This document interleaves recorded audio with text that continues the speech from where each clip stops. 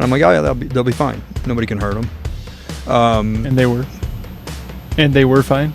100%. Okay. Yeah. Just making sure. That'd be a stupid anecdote if but by the way.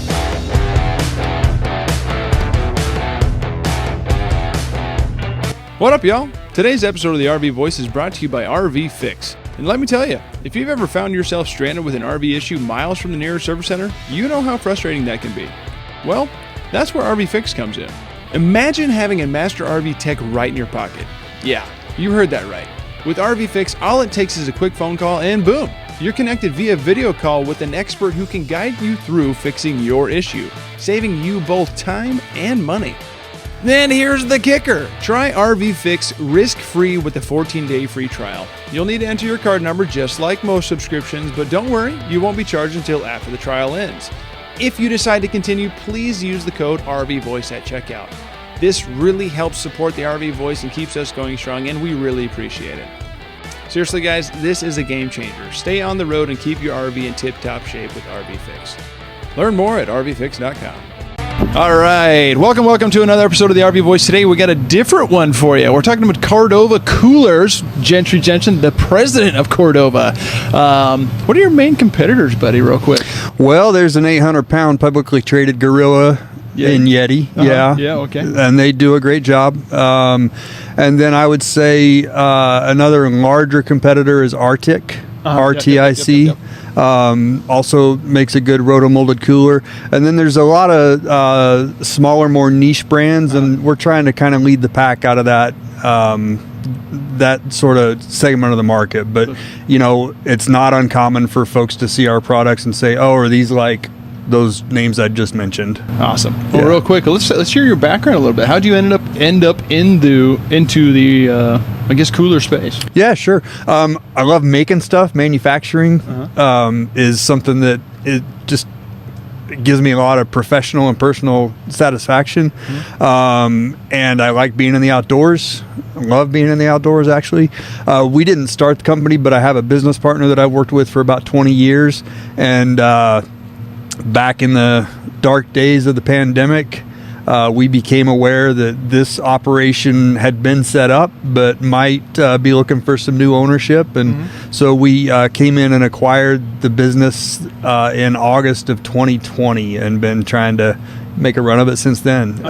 One of the things we loved about it, one of the reasons we were interested in it was, you might even be able to hear the air compressor just went off, but the manufacturing facility is right here in the Boise area. We're in Nampa, Idaho right now. Yep. We're making all the coolers just about, 40 feet from where you and me are sitting, and that's the part I love about it.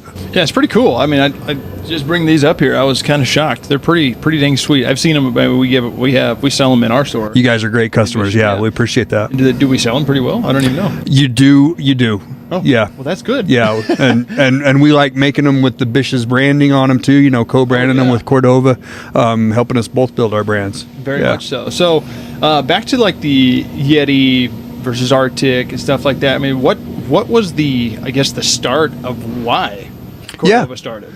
Okay, so that's going to predate me a little bit, but I still think it's a good story. Yep. There's a captain from the Deadliest Catch show on Discovery named Scott Campbell, who made his living in the Bering Sea, fish out of Cordova. That's the town in Alaska, which is an awesome place. Really? Yeah, it's super cool. Okay. Yeah, well, you got to want to get to Cordova. You're not just going to happen across it, because even though it's on the mainland, there's no roads in. So effectively, it's like an island. You got to take a boat or an airplane to get there. Okay. There were train tracks, but those were taken out in an earthquake back in the 1960s, and they're like, it's not worth rebuilding. Yeah, not surprising. Yeah. So Scott, took everything that he had learned as a commercial fisherman and being out there exposed to the elements, and thought about where there might be a hole in the market for premium brands, and approached some boat manufacturers with what he had put together, and basically that was the start of the company. But I think what makes us different in terms of the why that fires me up is having the production facility right here. I mean, American manufacturing, it can be tough. Oh yeah, it can be expensive. Absolutely. And but it's awesome to like go touch the product versus the folks I named, who, and this is the way a lot of the world works, I get it, but they're manufacturing overseas and importing finished goods. Yeah. So that's what I like about, sort of, if you're looking for why Cordova, that'd be my top answer. I got a few more, but that's number one. American made? Yeah. Yeah, exactly. Yeah. Well, that's cool, man. I mean, starting in the fisherman's area of Alaska. Yeah. I mean, it's no joke out there. No joke. I've been out in the sea, and I went on a fishing charter out there in Seward, and they're like, all right, well, yeah, we're in 350 feet of water, and we weren't that far from shore, and I was like, ugh. Yeah. You made me eerie real quick, but those guys, you've seen the rocking and and all that. That's kind of freaky stuff, so you need something that's pretty built. And these things are not light. They're quite heavy.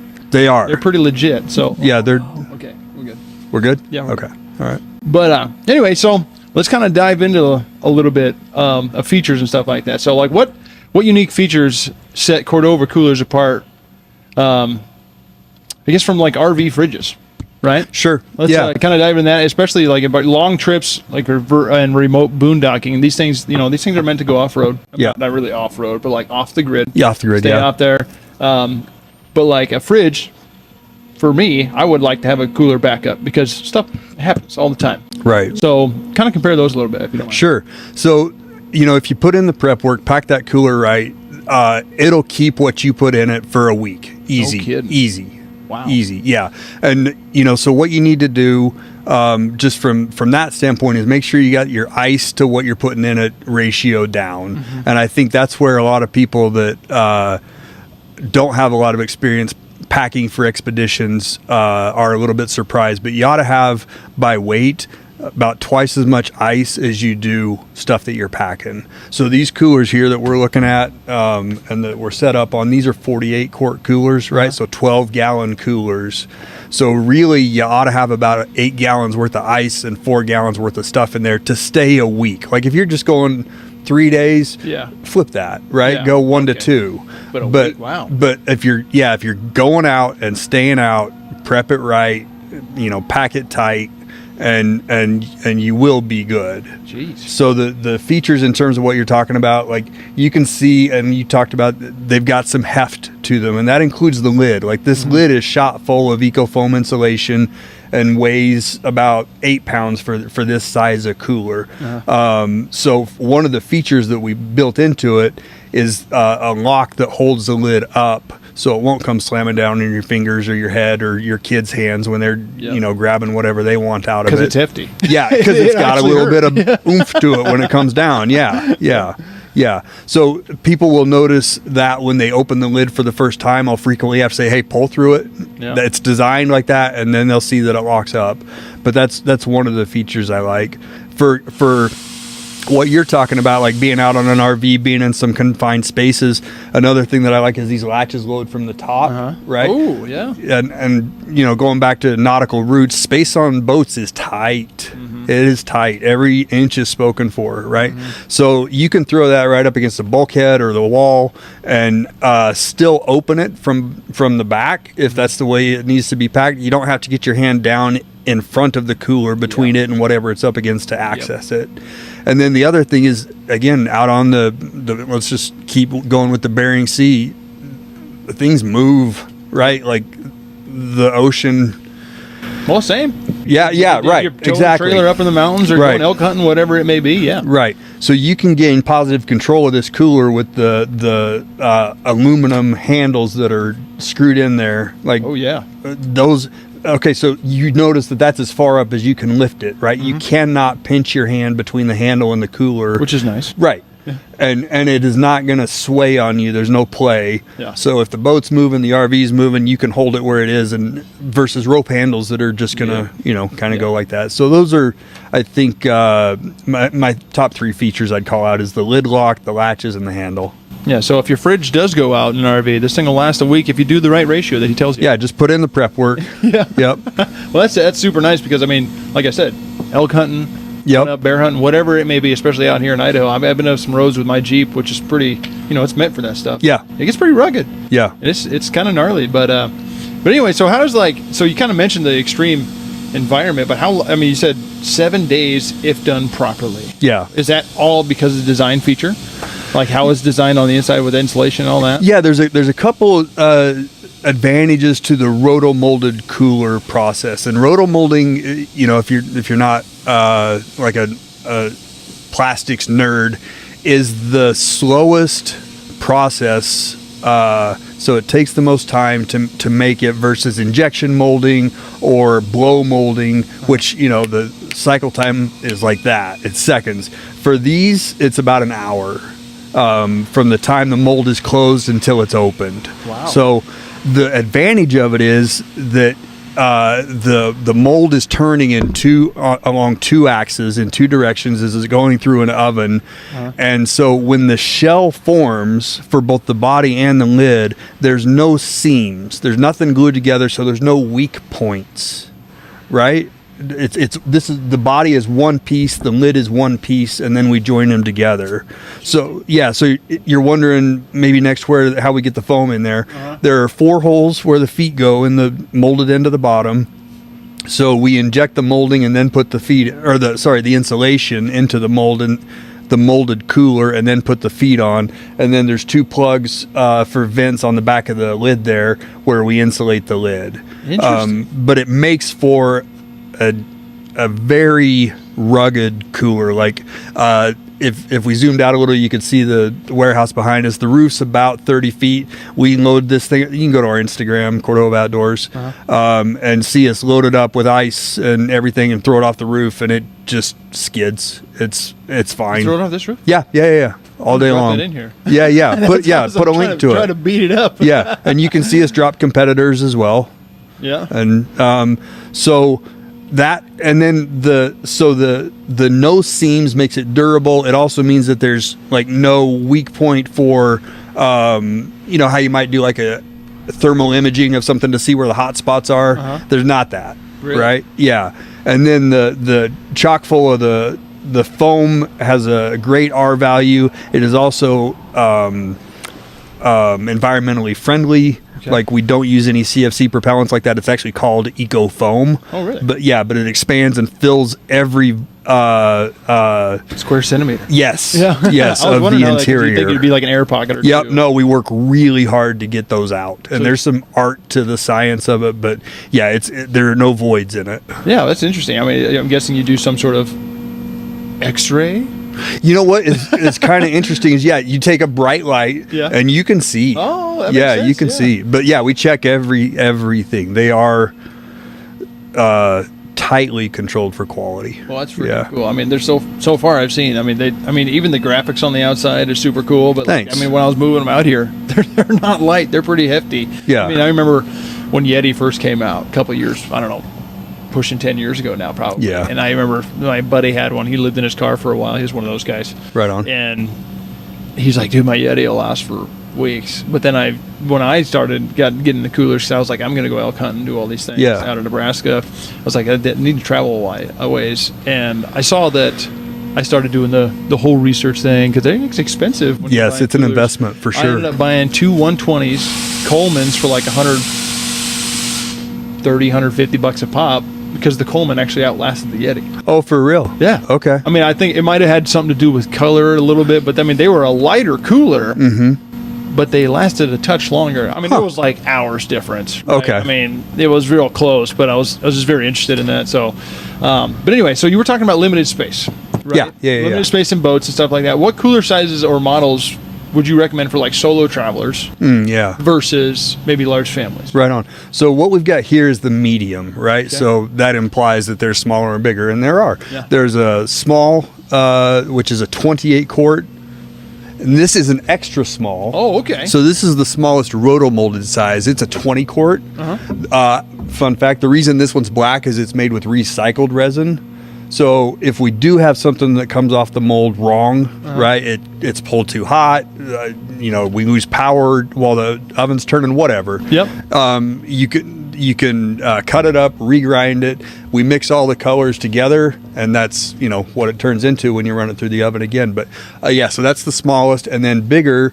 This is the 48 quart is the medium. Okay. We've got an 88 quart and then 128 quart, which is the perfect size for what you're talking about going out elk hunting. Yeah. This time of year, that's when you see that people are like, Gotta have it. Yeah. Some guys go out to base camp for a Yep. week, Yep. 9 days, some Yep. more. I was supposed to go on a 10-day hunt recently. I didn't go because my buddy, his kid's due in a couple weeks, so he had to bail out. Life happens. I was like, yeah. fine by me. Yeah. I was like, I got other things to do. Okay. But anyway, so yeah, something like that. I mean, so what, like larger families in tight spaces, you know, obviously there's fridges in here. Yeah. So you're thinking more this size would probably be a better idea For my family, like I got 3 kids. When we go barbecuing or just a casual camp out, yeah, that's the one. That's That's the the one. Yeah. Yeah. But you've got the backpack right there on your left. My daughter and I did by the time we were done, it was probably a 14-hour hike last summer up a mountain in Utah, and I carried that thing the whole time. And she carried her load too. Yep. But I had 2 of our pack ice, frozen ice packs in there of 2 pounds each, so 4 pounds of ice, and then all the drinks. And it was August. So it was warm. Yeah, it was warm. It was warm, yeah. And when we got back to the car, we still had a Gatorade left, so we pounded it, and I had to stop pounding it because I got the ice cream headache. No kidding. It was still that cold. Oh, yeah. wow. Yeah, That's pretty sweet. So those are no joke too.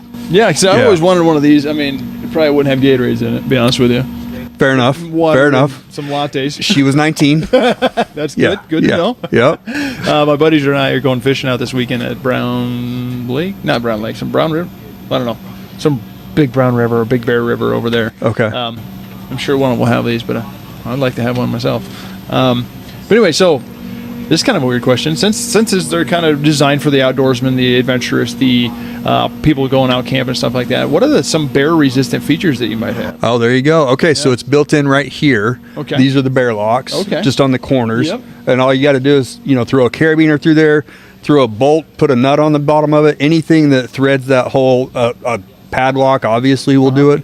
But they are, let's see if you can see the stickers on them. Yeah, on the front panel on the bottom right there is the Interagency Grizzly Bear Committee. I think I said that right. Certification. And so what you do is you call them up and say, hey, I want you to test my cooler, and send it to them. And you can find it on our YouTube for sure. It's on our site and on our Instagram. The bear, they fill it with like salmon, something that bear's going to want to get at. Throw it in there, and the bear just goes at it for however long they say. Let him have it. Yeah. Go for it, pal. And if he gets the salmon, we lose, and if he doesn't, we win, and we won. So, yeah, they are certified bear resistant, but you just got to put something through there because that's how you keep them from getting. That's true. I mean, because a bear could figure that out.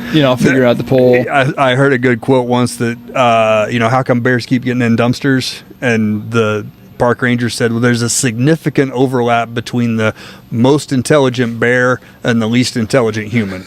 And yeah, bears ain't dumb. Yeah. Yeah, actually, they're one of the higher IQ'd animals out there. So they're crafty. Yeah. And you try that. You also throw these things off a roof, so that's a good test. Yep. Good testament to the whole idea. Yep. All right. So you did mention some eco-friendly stuff. So let's kind of dive into that. Cooler design, not so much, but like, how is this eco-friendly and sustainable for the environment? Yeah, it's a good question, right? Because manufacturing things has a cost, right? Like anything that you make, you're consuming materials and energy to do it. So how do we try and minimize the impact? And, nothing is zero impact, right? At least not that we're doing, but we try and do the best we can. So we've got the recycled resin like I talked about. We've got the eco foam like I talked about. We try and source the raw materials domestically as well. So even the resin comes from refineries within the U.S.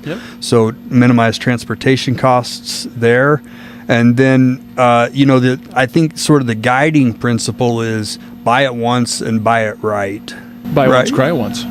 Yeah, exactly. It only hurts, right? Because you never have to worry about buying it again, right? And one of my favorite stories from growing up is my dad liked to go to auctions and estate sales. I grew up in Kansas. Same. Okay. I bought motorcycles that way. Okay. Well, he bought a truck that way one day, and he called us. This was in the days before cell phones, so he'd went into the house where they were having the sale and called us and said, "Hey, I bought a truck. Come pick me up." Because we dropped him off thinking, he might do that. And we're like, "Well, didn't you just say you bought a truck?" He's like, "Yeah, I bought the one that don't run."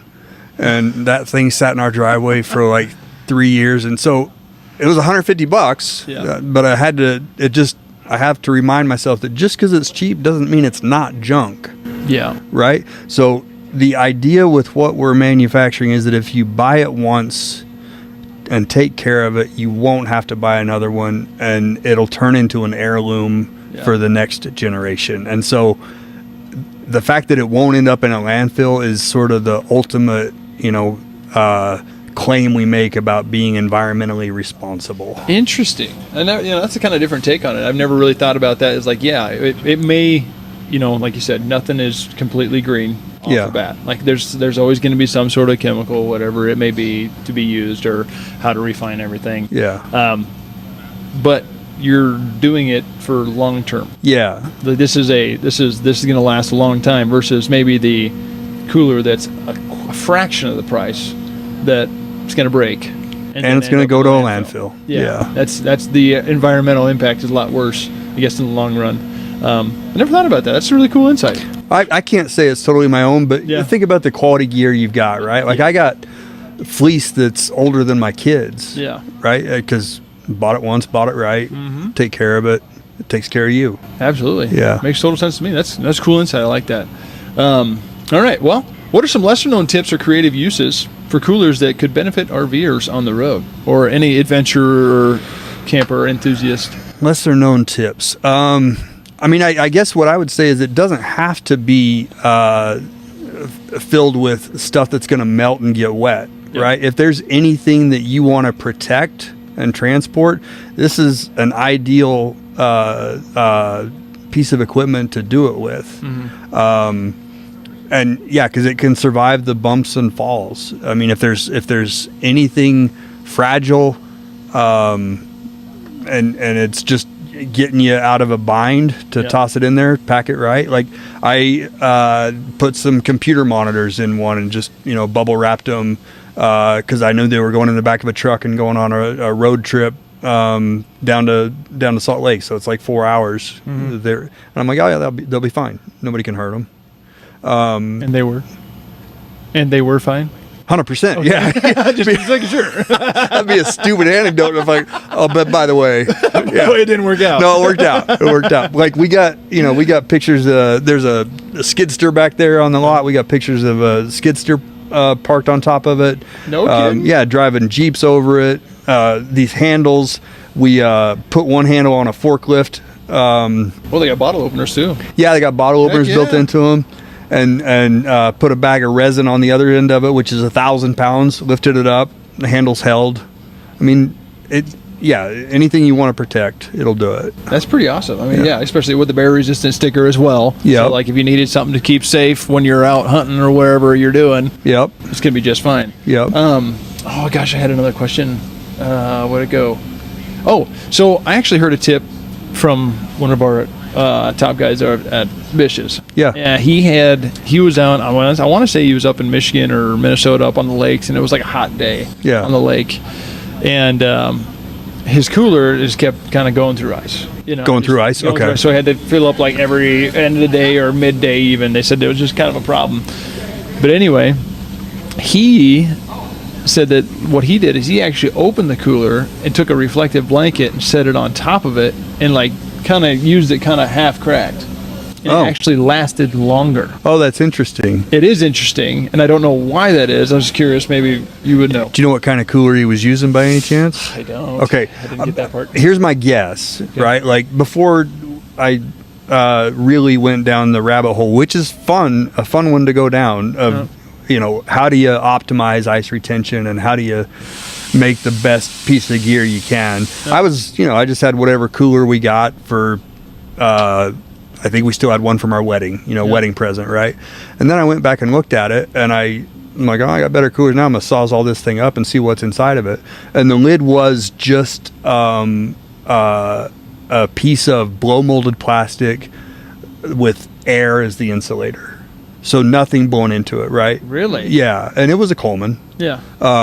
but my guess would be that the lid was not insulating or not insulated, and so not insulating.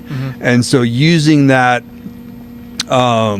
blanket allowed the heat to be reflected off and the cold to be reflected back, and then for the heat to vent out with the, because the heat's going to rise. Correct. Right. Yeah.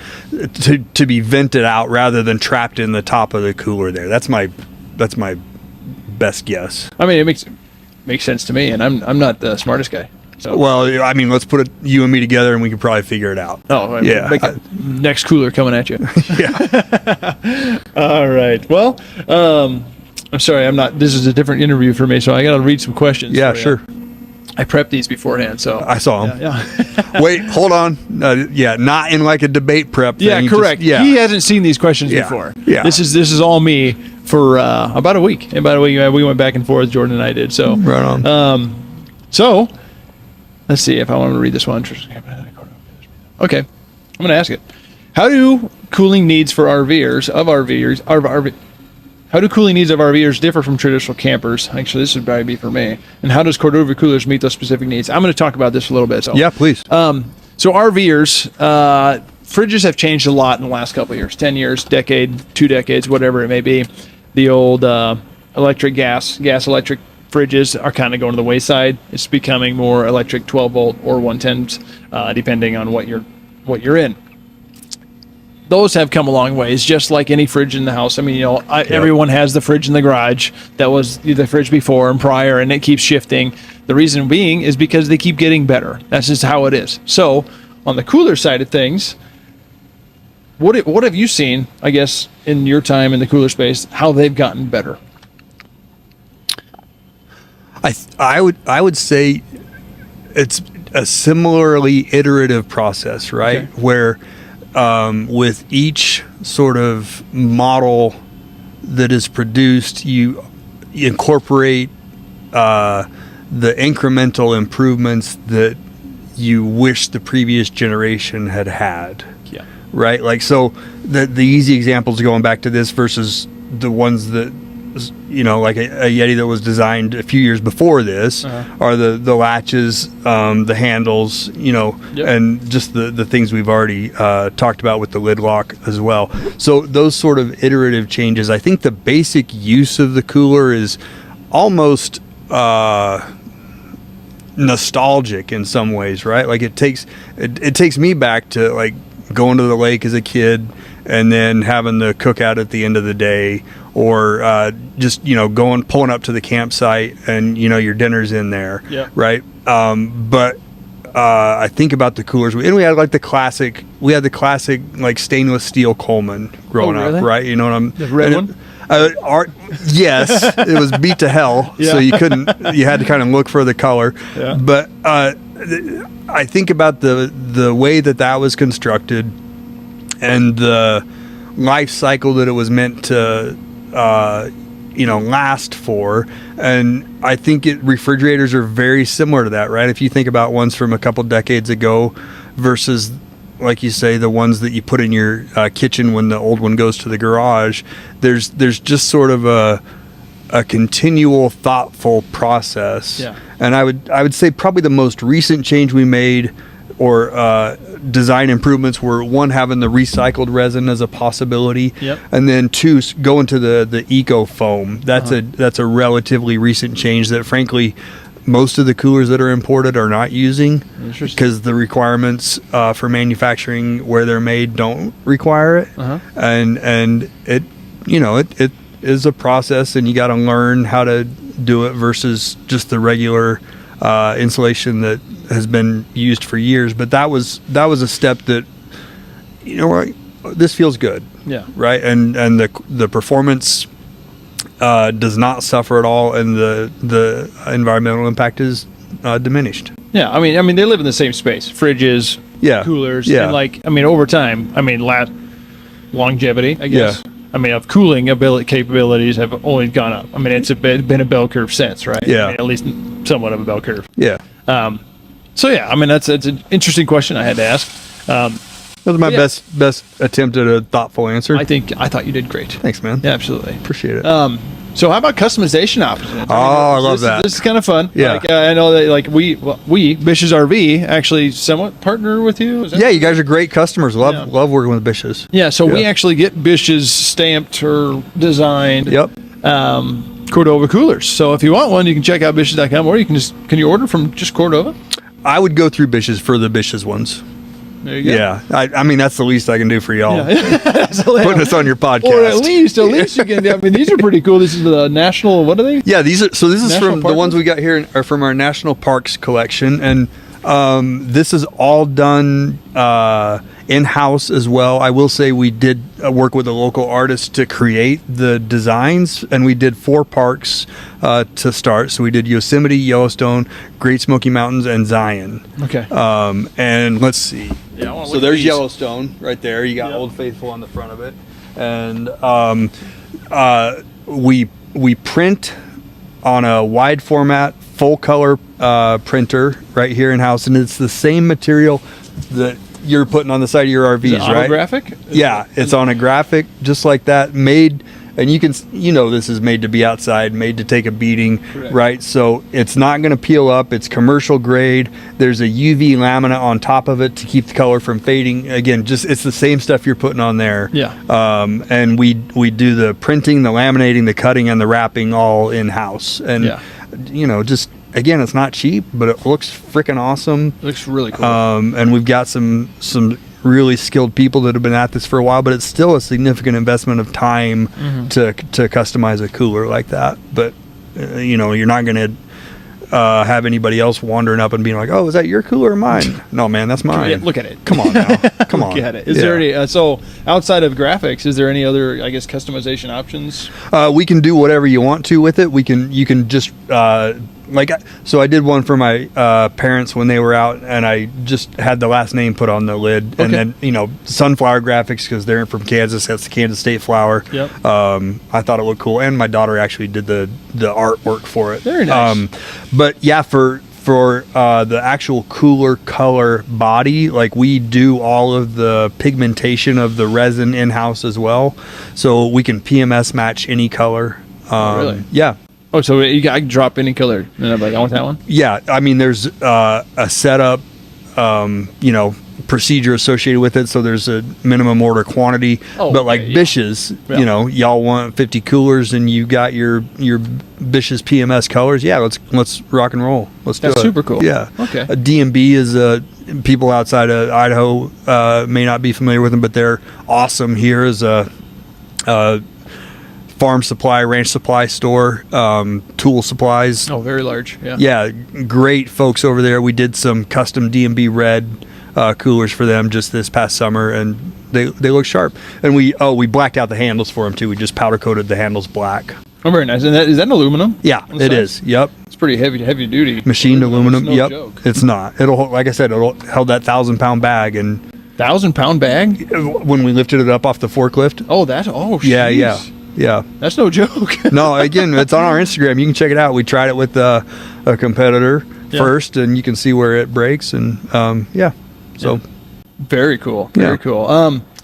All right. Well, I got a couple other questions here, but we're almost done here. Let's go. What essential cooler accessories from Cordova would you recommend for RVers or adventurers to enhance their overall camping experience? I think the pack ice is the biggest bang for the buck, honestly. Right. So it's what you would think of. It's the gel filled pre-freeze ice block.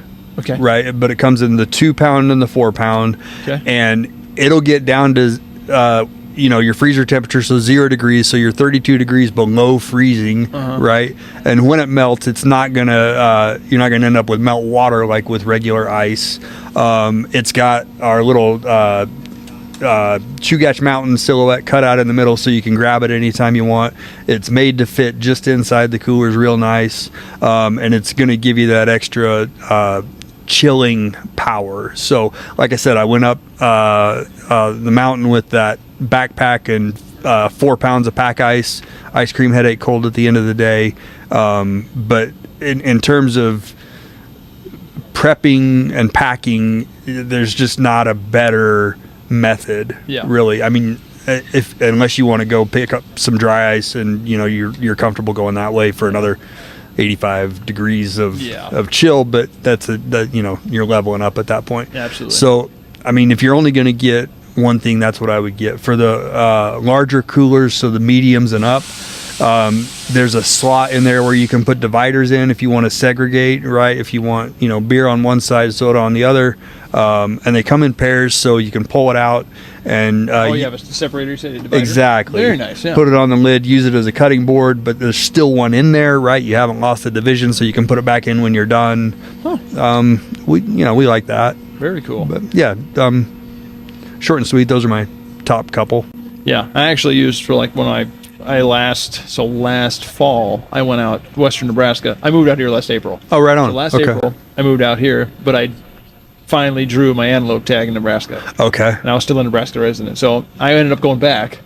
Right on. In October, and I used those gel packs. Oh, good. And they're great. Yeah, they're fantastic. My parents actually, I think they get them.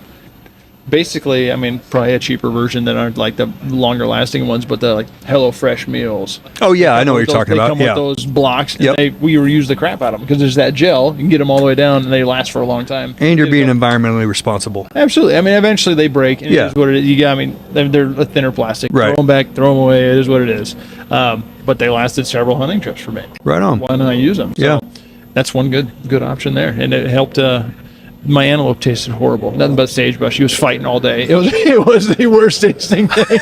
I still got a couple quarters of them left. I'm like, I don't even know if I could finish him. Okay. But anyway, moving on from that. So, how do you see Cordova Coolers fitting into the broader RV and camping ecosystem? And are there any partnerships or collaboration with RV manufacturers or campgrounds? We partnered with you a little bit. Yeah. We kind of bought out some of them, made our own designs, but campgrounds, I know you're doing your own little, I guess, graphic designs of the national parks. I'm guessing you're going to probably expand that across the whole national park.